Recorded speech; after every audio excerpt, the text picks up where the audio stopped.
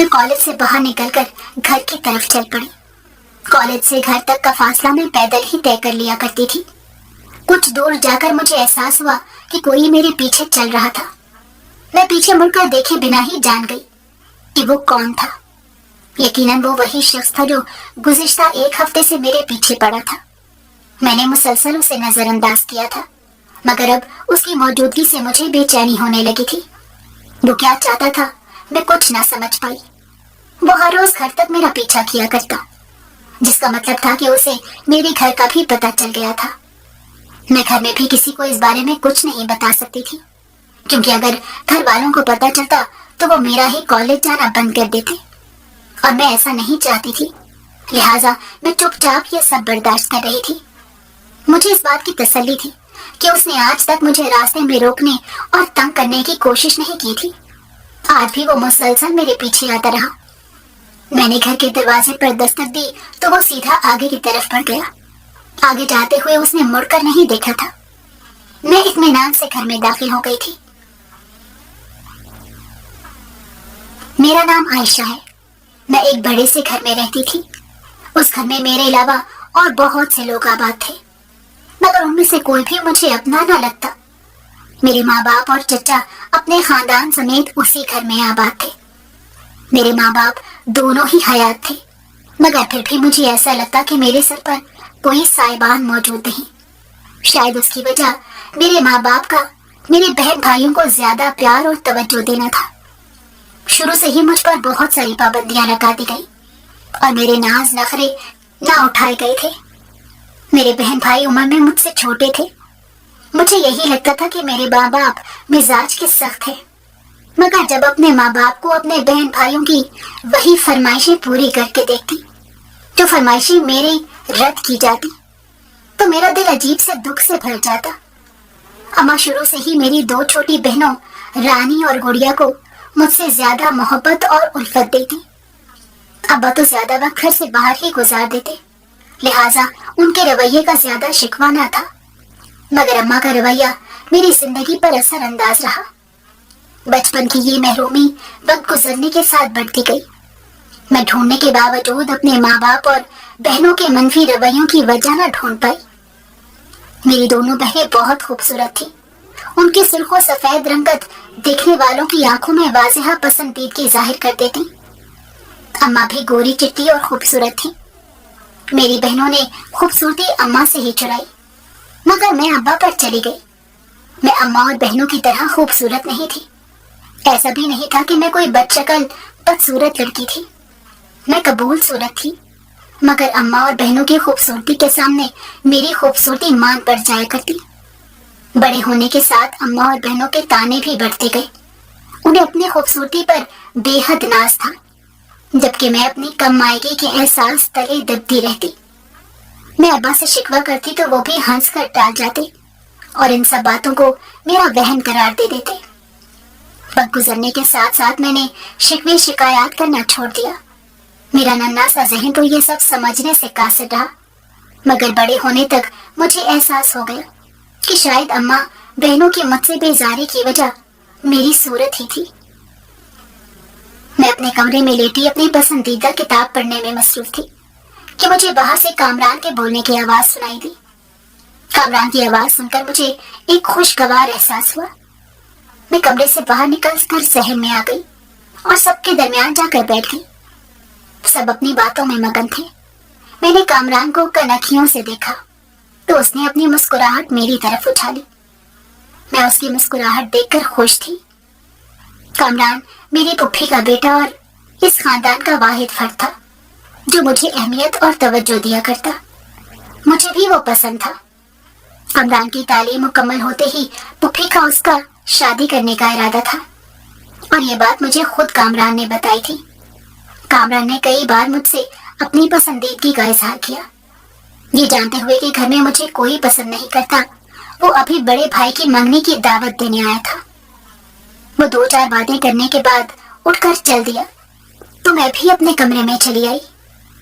پپھو کے بڑے بیٹے رضوان بھائی کی منگنی میں شرکت کی تیاریاں زور و شور سے جاری ہو گئی۔ شام کے وقت سبھی تیاریوں میں مصروف تھے۔ میں سج دھج کر اپنے کمرے سے باہر نکلی تو سامنے ہی کامران کو رانی کی ہمراہ باتیں کرتے مگن پایا۔ میں نے انہیں ڈسٹرب کرنا مناسب نہ سمجھا اور قریب سے گزر کر صحن کی طرف بڑھنے لگی۔ آشی بہت خوبصورت لگ رہی ہو، مجھے کامران کی آواز سنائی دی تو میں یکدم رک گئی اور مڑ کر کامران کی طرف دیکھا۔ پاس کھڑی رانی نے نہ جانے کیوں مجھے دیکھ کر زور کا کہکہا لگایا۔ میں اسے نظر انداز کرتی کامران کو شکریہ کہتی آگے بڑھائی۔ اپنے پیچھے مجھے ان دونوں کے ہنسنے کی آواز صاف سنائی دی۔ میں کنفیوز ہو گئی کہ کامران نے واقعی میری تعریف کی تھی یا کوئی طنز کیا تھا۔ میں آئینے کی تلاش میں اندر کمرے کی طرف بڑھی تاکہ اپنا جائزہ لے سکوں۔ ویسے تو سب کچھ ٹھیک تھا، میں اپنا ہیئر سٹائل اور میک اپ چیک کر کے گاڑی میں آ بیٹھی تھی۔ تقریب کا انتظام قریبی ہال میں کیا گیا تھا۔ رانی اور گڑیا پوری تقریب میں میرا مذاق اڑاتی رہیں، جبکہ کامران میری ڈھارس بنتا ان کو ڈانٹتا رہا تھا۔ تقریب ختم ہوئی اور ابا نے گھر جانے کا اعلان کیا تو میں نے سکھ کا سانس لیا تھا۔ ہمیشہ کی طرح یہ تقریب بھی میرا امتحان بن گئی تھی اور میں نے سارا وقت پریشانی میں ہی گزار دیا۔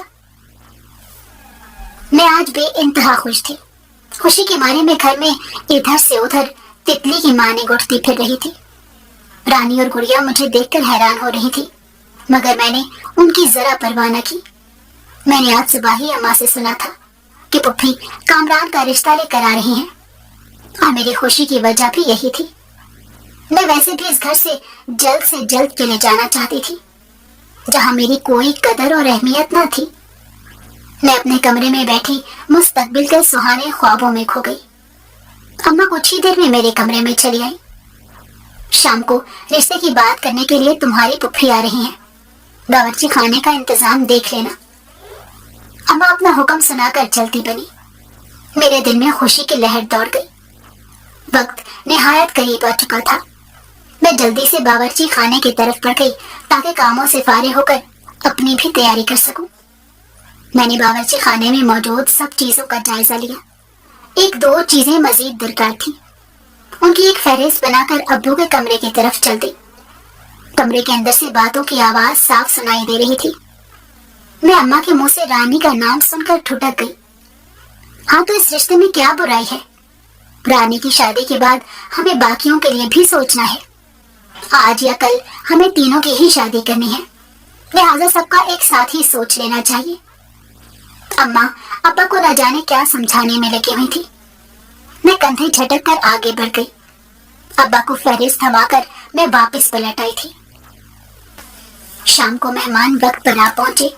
سب لوگ ڈرائنگ روم میں بیٹھے خوش گپیوں میں مصروف تھے، جبکہ میں باورچی خانے میں کھانے پینے کی تیاریوں میں بری طرح الجھی ہوئی تھی۔ میں نے آج کامران کی پسند کی بہت سی چیزیں بنائی۔ اسے میرے ہاتھ کا کھانا بہت پسند تھا اور وہ جب بھی گھر آتا تو مجھ سے فرمائش کر کے ضرور کچھ نہ کچھ بنوایا کرتا تھا۔ میں چاہتی تھی کہ آج ہر چیز بہتر سے بہترین ہو۔ کامران تو میرے ہاتھ کے ذائقے کا دیوانہ تھا ہی، آج پپھی کو بھی اپنا دیوانہ بنانے کا ارادہ تھا۔ میں اپنی سوچ پر خود ہی مسکرا دی۔ اماں کہہ رہی ہیں کہ تم لوازمات لے کر آ جاؤ، چائے رانی لے آئے گی۔ گڑیا نے آ کر اماں کا حکم سنایا تو میں کچھ حیران ہوئی۔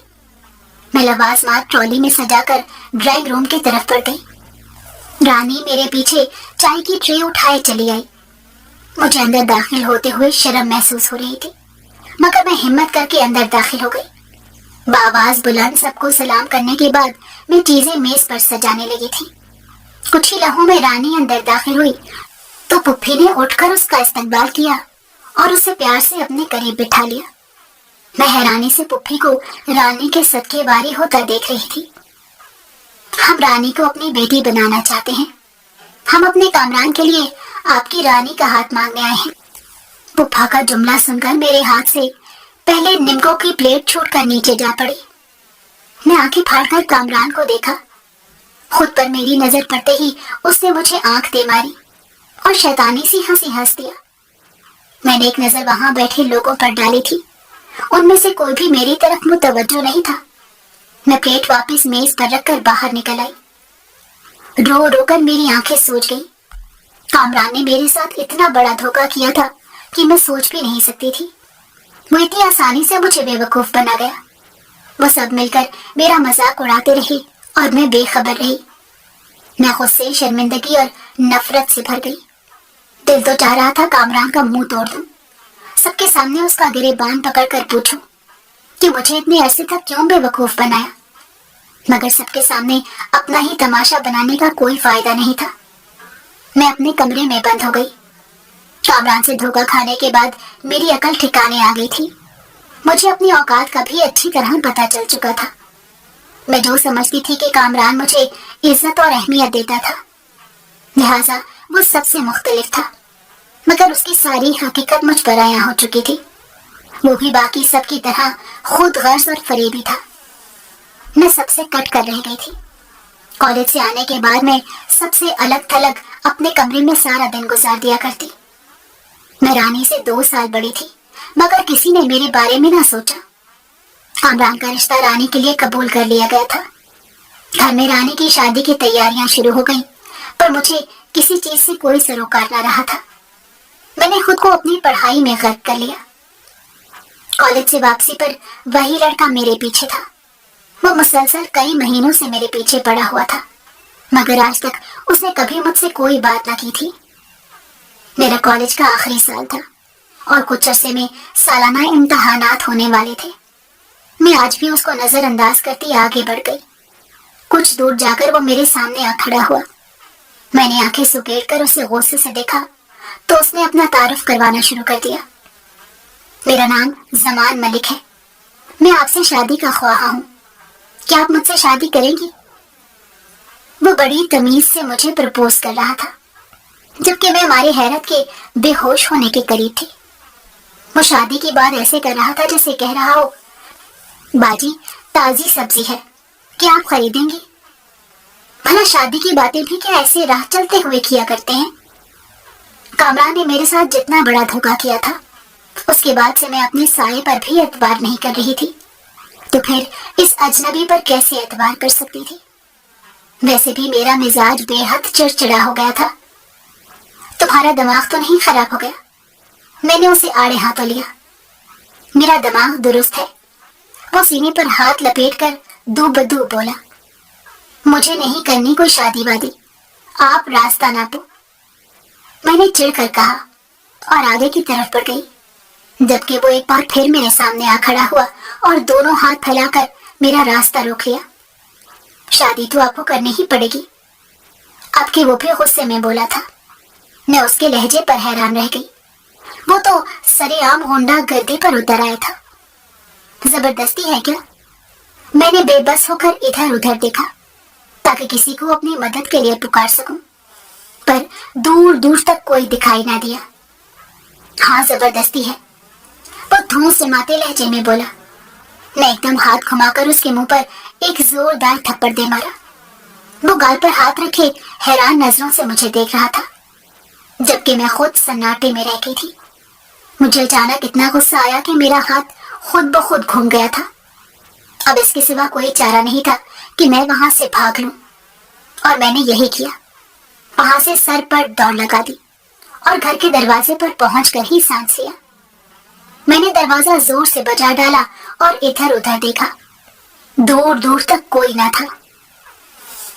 मुझे रात को नींद ना आ रही थी। पछतावे मुझे घेरे हुए थे। ये मैं क्या कर बैठी? मेरे दिल में तरह तरह के ख्याल आ रहे थे। अगर उसने बदला लेने के लिए मुझे अगवा कर लिया या मेरे मुंह पर ही तेजाब फेंक दिया, वो कोई गुंडा ही था, तभी तो ऐसे रास्ते में रोक कर खड़ा हो गया। पर मुझे इस बात का पछतावा था कि मैंने भी उसके साथ ज्यादती कर दी थी। शायद घर वालों के नारमा सलूक का बदला मैंने उससे ले लिया। मैं जिस कदर तकलीफ से आजकल गुजर रही थी, वो सारी तकलीफ गुस्सा बनकर उसके गाल पर बरस गई थी। अब तो मुझे कॉलेज जाने से भी खौफ आ रहा था। या अल्लाह, तू खैर ही करना। मैं दुआएं मांगते हुए सो गई थी। मैं अगले दिन डरते डरते कॉलेज के लिए घर से निकली। मेरे इम्तहानात शुरू हो गए थे। उस दिन के बाद से मैंने कॉलेज जाना ही छोड़ दिया था। वैसे भी इम्तहानात करीब थे, लिहाजा क्लास भी नहीं हो रही थी। मैं पर्चा देकर वापस निकली तो मैंने सुख का सांस लिया। वो लड़का दूर दूर तक कहीं मौजूद ना था। घर के दरवाजे पर पहुंचकर मैंने एक बार दोबारा इधर उधर निगाह दौड़ाई, मगर उसका कोई नामो निशान दिखाई ना दिया। एक थप्पड़ से ही न सिर्फ उसके इश्क का भूत बल्कि वो खुद भी गायब हो गया था। मैं खुद को शाने पर थपकी देती अंदर दाखिल हुई। शुक्र था कि मेरे सिर से पढ़ाई का बोझ उतर गया। नताए जाने तक खूब मौज मस्ती करने का इरादा था। गैराज में खड़ी बड़ी सी शानदार स्याह गाड़ी को देखकर मेरा मुंह बन गया। ये चाचू का कोई रईस सादा दोस्त था जो गांव से आकर हमेशा चाचू को ही अपनी मेजबानी का शर्फ अता करता।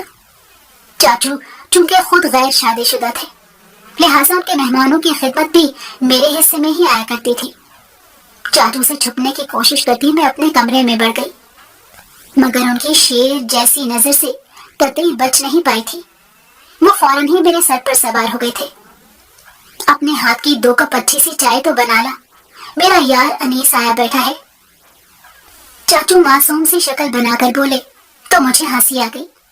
जानती थी चाय के साथ मुझे कई किस्म के लवाजमात भी तैयार करने थे। मैं एक लंबा सांस खींचकर बावर्ची खाने की तरफ बढ़ गई थी। रानी की शादी अगले हफ्ते अंजाम पानी थी। घर में शादी की तैयारियां जोर पकड़ती जा रही थी। मैं शादी के मामलात से खुद को दूर रखे हुए थी। वैसे भी किसी को मेरी मौजूदगी से कोई फर्क नहीं पड़ता था। उनको बस मेरी बावर्ची खाने में खैर मौजूदगी से फर्क पड़ता था। उस दिन मैं अपने कमरे में लेटी नावल पढ़ने में मसरूफ थी कि अब्बा मेरे कमरे में चले आए। मैं जल्दी से उठ बैठी थी।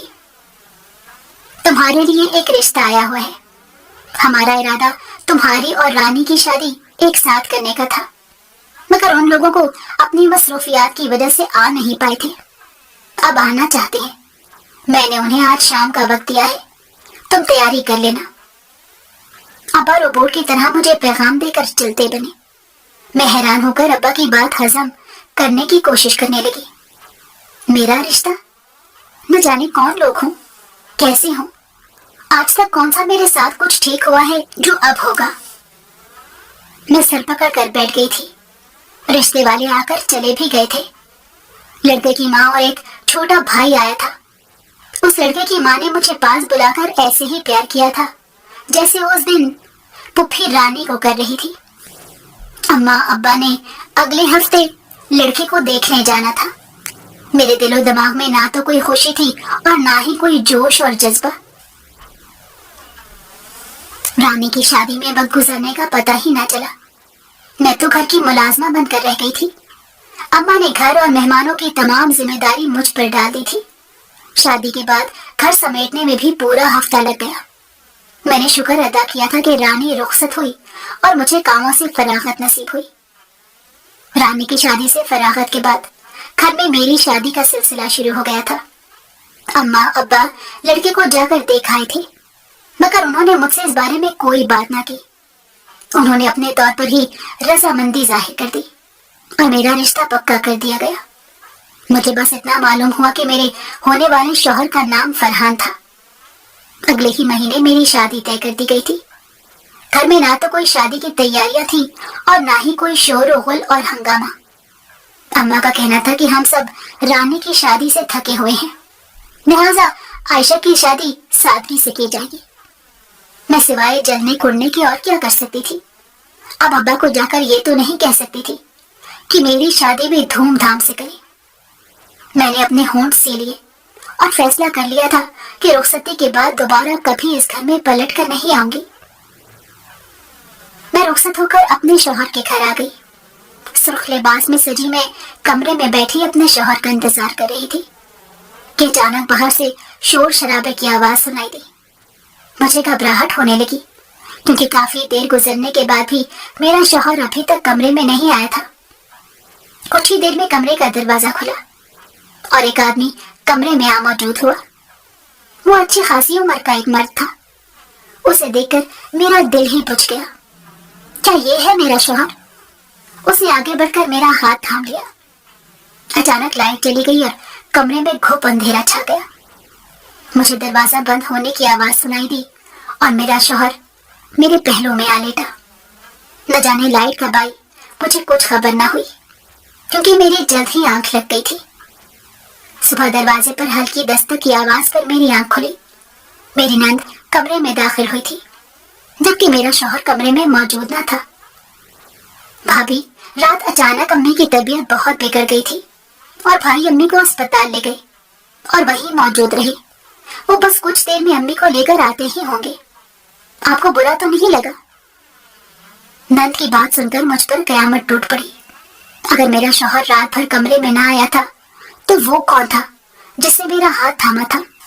मैं अपना सर पकड़ कर बैठ गई। मैं तैयार होकर अपने कमरे में ही बैठी थी कि मेरी नंद मेरा हाथ पकड़कर बाहर ले गई। आई भाभी, आपको किसी से मिलवाना है। मैं उसके साथ कमरे से बाहर निकल आई।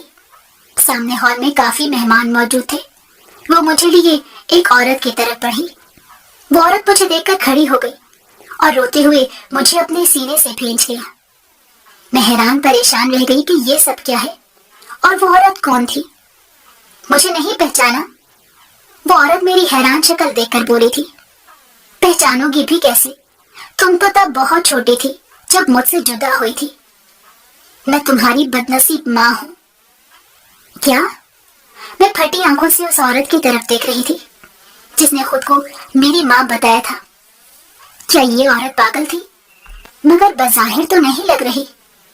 मैं आंखें फाड़े हैरत से उसे तक रही थी, जबकि मेरे दिमाग में लामहदूद सोचे में मौजूद थी। ये आप क्या कह रही हैं? मैंने बमुश्किल खुद को उससे छुड़वाया। मैं सही कह रही हूँ, मैं ही तुम्हारी माँ हूँ। अब कि उसने अपने अल्फाज पर जोर देकर मुझे यकीन दिलाने की कोशिश की। मैं अपने माँ बाप को पीछे छोड़कर आई थी। ये सच था कि मुझे भी अक्सर ऐसा लगता था कि वो मेरे सगे माँ बाप नहीं, मगर ऐसा तो मेरे वहमो गुमान में भी न था कि यही सच है। वो वाकई मेरे सगे नहीं है। मैं समझाता हूँ, ऐसे उनको समझ नहीं आएगी। उनको वैसे भी बात जरा मुश्किल से ही समझ आती है। कोई मेरी दाईं तरफ से बोला। उसकी आवाज मुझे कुछ जानी पहचानी लगी, लिहाजा मैंने फौरन उसकी तरफ मुड़कर देखा। सामने खड़े शख्स को देखकर मैं सन्नाटे में रह गई। ज़मान। मेरे लबों से उस शख्स का नाम अदा हुआ। ये तो वही था जो कॉलेज से हर रोज मेरे पीछे आया करता था और जिसने मुझे शादी की पेशकश करके मुझसे थप्पड़ खाया था। मैं फर्श खाने के करीब थी कि ज़मान ने आगे बढ़कर मुझे थाम लिया। आओ, अम्मी के कमरे में चलते हैं। वो मेरा हाथ पकड़कर मुझे एक और कमरे में ले आया। ये मेरी सास का कमरा था। वो बिस्तर पर लेटी आराम कर रही थी। मुझे देखकर उठने की कोशिश करने लगी। ज़मान ने आगे बढ़कर उनको बैठने में मदद दी। उन्होंने मुझे अपने पास बुलाकर मेरा माथा चूमा और मुझे अपने पास ही बिठा लिया था। ज़मान भी कुर्सी खींचकर बिस्तर की एक तरफ बैठ गया। तुम यहाँ क्या कर रहे हो? मैंने गुस्से से ज़मान से पूछा तो वो हंस दिया। मैं ही आपका शौहर नामदार हूँ। वो बोला तो मेरा मुंह खुला का खुला रह गया। मगर मेरे शौहर का नाम फरहान है। मेरी मासूमियत पर मेरी सास और ज़मान दोनों ही हंस दिए। मेरा नाम फरहान है और प्यार से सब ज़मान कहते हैं। उसने मेरी मालूमात में इजाफा किया तो मैं जल भून गई। मगर रात जो मेरे कमरे में आया था वो कौन था? वो तुम्हारे वालिद मोहतरम थे।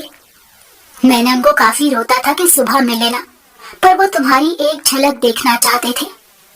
उनसे सब्र ना हुआ तो मजबूरन मुझे उन्हें भेजना पड़ा। वो तो ऐन वक्त पर लाइट चली गई और मैंने उनको बाहर भेजकर कमरे की कुंडी लगा ली, वरना तुमसे मिलने और दीदार करने वालों की तो लाइन लगी हुई थी। लाइट जाने का एक और फायदा हुआ कि मेरी बचत हो गई, वरना आपने मेरी शक्ल देखकर मुझे मजीद थप्पड़ लगा देने थे। वो अपने गाल पर हाथ रख कर बोला, तुम्हें की सियानी हो गई। बाकी सब लोग भी कमरे में चले आए थे। अब आप अपनी बेटी से दिल खोल कर बातें कर सकते हैं। ज़मान ने उस आदमी और औरत की तरफ देखकर कहा था, बच्ची परेशान हो रही है, इसको सब तफसील बताओ। मेरी सास को बिला आखिर मेरी बेचारगी पर रहम आया तो वो उस आदमी को देखकर बोली थी। वो सब सामने रखे सोफों पर टिक गई। उस आदमी ने खंकार कर अपना गला साफ किया और कमरे में गहरा सकूत छा गया। मुझ समेत ही सब उसके बोलने के मुंतज़िर थे। मेरा नाम सईद अहमद है। मैं तुम्हारा बाप हूँ। मैंने तुम्हारी माँ जमीला के साथ छुपकर निकाह किया था। हम एक ही गांव में रहते थे। तुम्हारी माँ एक अमीर और ऊंचे खानदान से ताल्लुक रखती थी, जबकि मैं एक गरीब लोहार का बेटा था। गांव के सरदारों की बेटी को लोहार के बेटे से प्यार होना हम दोनों का जन्म बन गया। जमीला अपनी सहेलियों के साथ गांव में घूमती फिरती मेरे दिल को भा गई। मैं भी उसके आस पास मंडलाने लगा और यूं हमारी दोस्ती और प्यार का सिलसिला शुरू हो गया। पहले जमाने की मोहब्बत सच्ची और सादा हुआ करती थी। ना तो कोई लालच था, ना तमा, बस मोहब्बत ही मोहब्बत थी।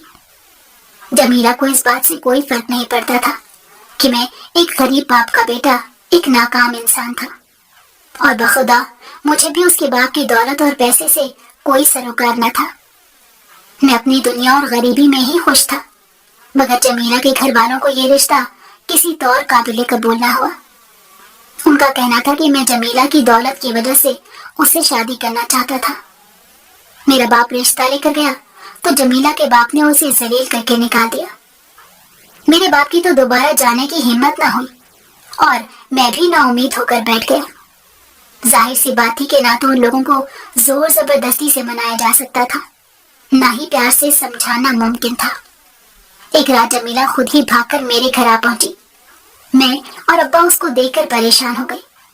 उसके इस तरह घर से भाग आने का नतीजा बेहद खतरनाक निकलने वाला था।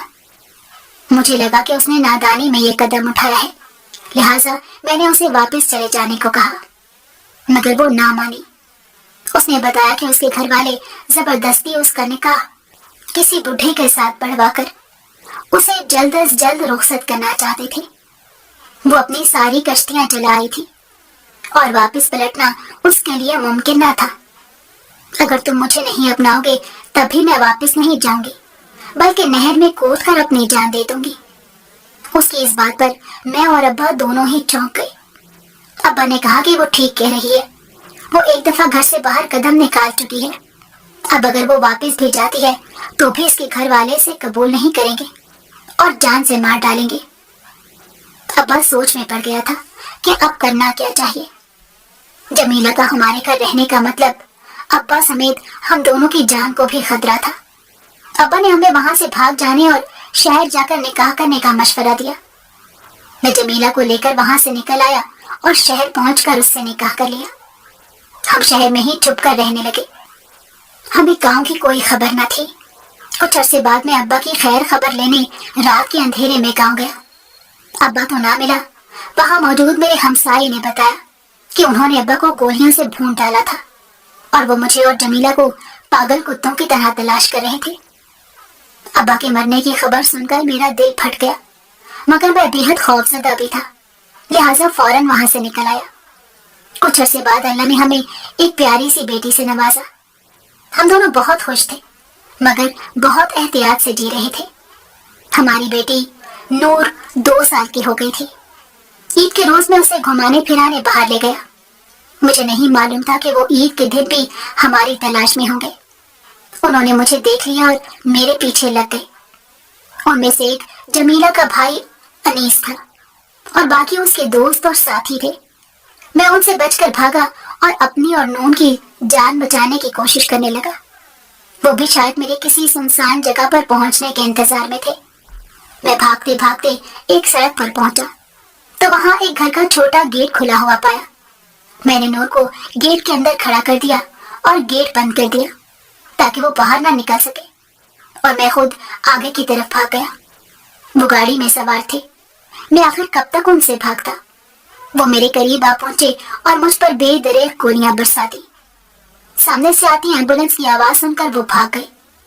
एम्बुलेंस किसी जख्मी को लिए वहां से गुजर रही थी। उन्होंने जब मुझे जख्मी पड़े देखा तो मुझे उठाकर एम्बुलेंस में डाल लिया और मुझे फौरी तिब्बी इमदाद दी। अस्पताल में मुझे इमरजेंसी में दाखिल कर लिया गया। बर वक्त तिब्बी इमदाद मिलने के सबब मैं बच गया, मगर मेरी हालत बहुत अरसे तक खराब रही। मुझे होश आने और मेरे हवास बहाल होने में 2 हफ्ते लग गए और मुकम्मल सेहत याब होने में तो कई साल लग गए। मुझे कुछ याद नहीं रहा कि नूर भी उस वक्त मेरे साथ थी और मैंने उसे कहाँ छोड़ा था। जमीला का तो रो रो कर बुरा हाल हो गया। उसका शौहर जिंदगी और मौत की कश्मकश में था, जबकि उसकी बच्ची न जाने कहाँ थी। जब मेरे हवास बहाल हुए तो मैंने जमीला को उस घर का बताया। मैं चूंकि चलने फिरने से कासिर था, लिहाजा जमीला नूर की तलाश में उस घर तक पहुंची, मगर वहां कोई मौजूद न था। मोहल्ले वालों का कहना था कि वो घर तो कई सालों से खाली था। मालिक मकान कभी कभार वहां आया करता था, मगर वहां मुस्तकिल कोई नहीं रहता था। अपनी तंदुरुस्ती के बाद मैंने भी नूर को कई बार उस इलाके बल्कि पूरे शहर में तलाश किया, मगर मुझे नूर का कुछ पता न मिला। मैं और जमीला मायूस होकर बैठ गए। हम जानते थे कि अब नूर हमें कभी कहीं नहीं मिलेगी। मगर कई साल गुजरने के बाद एक दिन मैंने नूर को कॉलेज से आते हुए देखा। मैं उसे पहचान गया। वो मेरी नूर ही थी, वो चाहे 2 साल की हो या 20 साल की। एक बाप बेटी को पहचानने में गलती नहीं कर सकता। वैसे भी वो हूबहू जमीला की जवानी की कॉपी थी। मैंने जमान के जिम्मे लगाया कि मुझे उस लड़की के बारे में मालूमात फराहम करे। जमान उस डॉक्टर का बेटा है जिसने मेरा इलाज किया था। उसको जब मेरी और जमीला की कहानी कायम हुआ तो वो हमें अपने घर ले आया था, और आने वाली जिंदगी में उसने हमारी काफी मदद की थी। उन दिनों मैंने जमीला के भाई को दोबारा शहर में देखा। वो ना सिर्फ अभी तक जमीला की तलाश में था, बल्कि वो उस घर में भी आता जाता रहता था जहां नूर रहा करती। उस घर के किसी फर्द के साथ उसकी दोस्ती थी। मैं परेशान हो गया कि कहीं उसे नूर के बारे में मालूम ना हो जाए, इसलिए जमान के जिम्मे ये काम भी लगाया कि वो रोजाना नूर को खैरियत से घर पहुंचने में मदद किया करे। जमान ने जल्द ही पता लगवा लिया था कि नूर उस घर की सगी बेटी नहीं बल्कि उन्हें कहीं से मिली थी, और उन्होंने उसका नाम आयशा रखा था।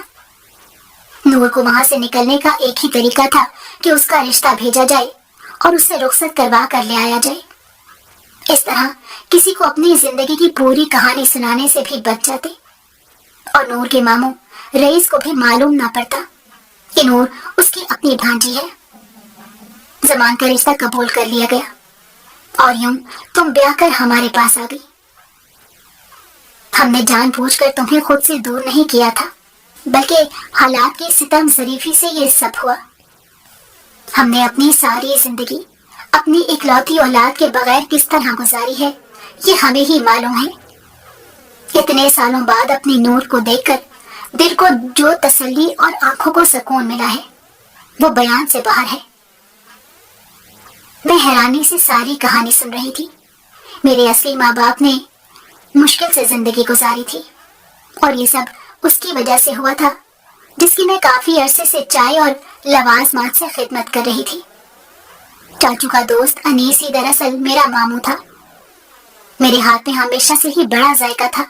शायद उसकी वजह यही थी कि मेरी नकली माँ ने मुझे छोटी उम्र से ही घर के कामों पर लगा दिया था, और बावर्ची खाने का सारा काम मैंने ही संभाल रखा था। घर में मुलाजमा भी मौजूद थी, मगर खाना पकाने का काम मैं ही किया करती, क्योंकि किसी को मुलाजमा के हाथ का खाना पसंद न था। मेरे माँ बाप मुझे खुद से बार बार लिपटा रहे थे। मैं उनके चेहरों पर हंसी और उनकी आंखों में मौजूद आंसू से उनकी खुशी का अंदाजा बखूबी लगा सकती थी। मैंने सोचा था कि मैं शादी के बाद कभी दोबारा उस घर में पलट कर नहीं आऊंगी, मगर मैं अपने वलीमे से पहले ही यहाँ मौजूद थी। मेरे आने की वजह एक बार अपने नकली माँ बाप से मिलना और उनसे वजह जानना था कि उन्होंने मुझे सारी जिंदगी इस धोखे में क्यों रखा और मुझे कभी सच क्यों ना बताया। इतने साल यहाँ गुजारने के बावजूद मेरे लिए ये दरो दीवार अजनबी थे। मैं कभी यहाँ से मानूस हो ही ना पाई थी। सभी नफूस एक कमरे में आंखें फाड़े मुझे देख रहे थे। मैंने अम्मा अब्बा से एक सवाल किया था कि क्या आप मेरे असली माँ बाप हैं? उनको नहीं मालूम था कि मुझे हकीकत पता चल चुकी है। हाँ, असली हैं हम, अम्मा हकला कर बोली। मैं आप लोगों के बारे में सब हकीकत जान चुकी हूँ। बेहतर है कि मुझे अपने मुंह से सच बता दें। अगर पता चल ही गया है तो अच्छी बात है। अब की बार अम्मा तुनक कर बोली, हमने तो तुम्हें पाल पोस कर तुम पर एहसान ही किया। तुम्हें पढ़ाया लिखाया खिलाया, अच्छा इंसान बनाया, और तुम हमें ही आंखें दिखा रही हो। तुम्हें रानी गुड़िया के चाचू हमारे पुराने आबाई घर से उठा लाए थे। वो कभी कभार वहाँ घर की खबर गिरी करने जाया करते थे। तुम उन्हें घर के अंदर रोती हुई भूखी प्यासी मिली थी। अगर वो अचानक वहाँ ना जाते तो तुम शायद भूख से उसी घर में मर जाती। न जाने तुम्हारे माँ बाप कौन थे जो तुम्हें एक बंद घर में छोड़कर चले गए थे। उसने तुम्हें मेरी गोद में थमा दिया जब मेरी शादी को कुछ ही माह गुजरे थे और तब तक मेरी कोई औलाद न थी। लिहाजा मैंने तुम्हें अपनी बेटी बना लिया और तुम्हारा नाम आयशा रख दिया। फिर मेरे अपने बच्चे हो गए, 2 बेटियां और 2 बेटों के बाद तुम्हारी अहमियत कदरे कम हो गई, मगर फिर भी मैंने तुम्हारे लिए कभी कोई कमी नहीं रखी। तुम्हें माँ बाप से दूर करने में हमारा कोई कसूर न था। शाहिद ने तो पुलिस में बता दिया था कि हमें इस तरह एक बच्ची मिली है ताकि अगर लवाहिकीन पुलिस स्टेशन तक जाएं तो उन्हें मालूम हो कि बच्ची हमारे पास है। मगर ऐसा कभी ना हुआ, कभी कोई भी तुम्हारी तलाश में ना आया। तुम्हें सच बताने का कोई फायदा ना था। तुम्हारे माँ बाप का तो कुछ अता पता था नहीं। तुमने बिला वजह परेशान ही रहना था। उनकी बात भी अपनी जगह सही थी। उन्होंने मुझे जिंदगी की बुनियादी जरूरियात फराहम की थी। बाकी बात तो एहसासात और रिश्तों की थी और उनका मेरे से कोई रिश्ता तो था नहीं, तो फिर वो मेरा एहसास क्यों करती। मैं चुपचाप वहां से पलट आई। मैंने जमान के साथ अपनी जिंदगी का आगाज कर दिया। जमान के साथ साथ मुझे मेरे माँ बाप भी मिल गए थे। वो जमान के मुल्हिका घर में ही रिहाइश पजीर थे। मैं चाय पीती छत पर बैठी खुशगवार मौसम का मजा ले रही थी। जमान दबे कदमों कब मेरे नजदीक चला आया मुझे अंदाजा ही ना हुआ। उसने मेरे करीब आकर जोरदार आवाज निकाली तो मैं डर के मारे उछल पड़ी। मेरे हाथ से चाय का कप निकलकर दूर जा पड़ा। ये क्या बदतमीजी है। मेरे हवास बहाल हुए तो मैंने उसके कंधे पर मुक्का दे मारा। वैसे तो आप बड़ी बहादुर हैं, थप्पड़ और मुक्के मारने में भी माहिर हैं, मगर फिर भी डर जल्दी जाती हैं। वो हमेशा ही खुद को पड़ने वाले थप्पड़ का जिक्र करके मुझे शर्मिंदा कर जाता। हाँ तो बीच सड़क पर लड़कियों को रोकर प्रपोज करोगे तो थप्पड़ ही पड़ेगा। मैंने उसको आंखें दिखाई। लड़कियों नहीं, लड़की। सारी जिंदगी में सिर्फ एक लड़की को प्रपोज किया है और उसका नतीजा भी अच्छा नहीं निकला। शादी उसे धोखे में रख कर ही करनी पड़ी। वो शौकी से बोला तो मैं उसे देखती रह गई। तुमने अम्मा अब्बा की वजह से मुझसे शादी की है ना? मैंने उदास नजरों से उसे देखा तो वो चौंक गया। क्या मतलब? मतलब ये कि तुमने मुझसे इसलिए शादी की ताकि मैं इस घर में अम्मा और अब्बा के पास आ सकूं। ऐसा कुछ नहीं है। ये सच है कि मैं तुम्हारे अब्बा की बहुत इज्जत करता हूँ क्योंकि वो मेरे वालिद के दोस्त थे और अब्बा की मौत पर उन्होंने हमारा बहुत साथ दिया और मुझे जिंदगी की तरफ लौटने और संभलने में मदद की। मैं भी उनके दिल से मदद करना चाहता था, मगर तुम्हारे पीछे चलकर मुझे कुछ ही दिनों में एहसास हो गया था कि तुम पाकीज़ा किरदार की हामिल एक मजबूत लड़की हो और कोई तुम्हें आसानी से धोखा नहीं दे सकता। कुछ वक्त में ही तुम मुझे अच्छी लगने लगी थी और मुझे तुमसे प्यार हो गया था। मैं अपनी मोहब्बत को जायज तरीके से ही पाना चाहता था। मैं जानता था कि उस दिन तुम्हारा आखिरी पर्चा था। मैं तुम्हें सब बताना चाहता और तुम्हें तुम्हारे माँ बाप से मिलवाना चाहता था। मेरी अम्मी तो बहुत पहले ही तुम्हारा रिश्ता लेकर तुम्हारे घर हो आई थी, मगर उन लोगों ने कहा था कि वो पहले अपनी छोटी बेटी की शादी करेंगे, फिर तुम्हारा सोचेंगे। मगर तुम्हारा थप्पड़ खाकर मैंने मंसूबा थोड़ा बदल दिया और तुम्हें शादी के बाद ही तुम्हारे असली माँ बाप से मिलवाने का सोच लिया। जमान की तफसीली जवाब पर मैं मुतमईन हो गई, वरना पहले तो मैं उसे कुर्बानी का बकरा ही समझ रही थी जो उसने मेरे माँ बाप के लिए दी। मगर ये जानकर मुझे दिली इत्मीनान हुआ कि वो मुझे चाहता भी था। उसका बड़ा एहसान था मुझ पर कि उसने इतने अरसे बगैर किसी रिश्ते के نہ صرف میری حفاظت کی بلکہ مجھے میرے ماں باپ سے ملوانے میں بھی اہم کردار ادا کیا۔ وہ اپنے دونوں بازو چولہے کی پشت پر پھیلا کر میرے قریب ہی آ بیٹھا تو میں نے طمانیت سے اس کے کندھے پر اپنا سر ٹکا دیا۔